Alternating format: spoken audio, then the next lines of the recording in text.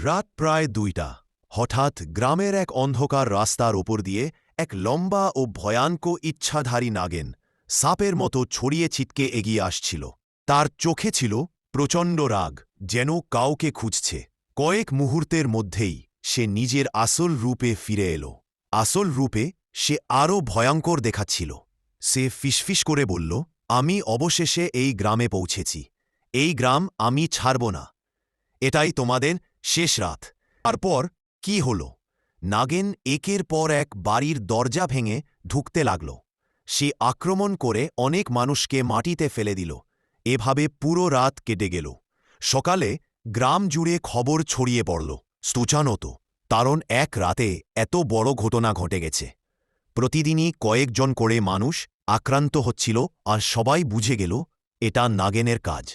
গ্রামের লোকজন দৌড়ে গিয়ে সরপঞ্চের কাছে অভিযোগ করল, ওরে সরপঞ্চজি, আমাদের গ্রামে এই ঘটনার শেষই হচ্ছে না। প্রতিদিন কয়েকজন মানুষ আক্রান্ত হচ্ছে, আর তাদের শরীরে সাপের দাগের মতো চিহ্ন। লাগছে যেন কোনো অশরীরীর কাজ। সরপঞ্চ বললেন, শান্ত হও সবাই, আমার ২০ বছরের অভিজ্ঞতায় বুঝতে পারছি এটা নিশ্চয়ই ইচ্ছাধারী নাগিনের কাজ। গ্রামের লোকজন ভয়ে আতঙ্কে একটানা চিৎকার করতে লাগল, আইও আইও, সবাই এখানে আসো, সাহায্য করো।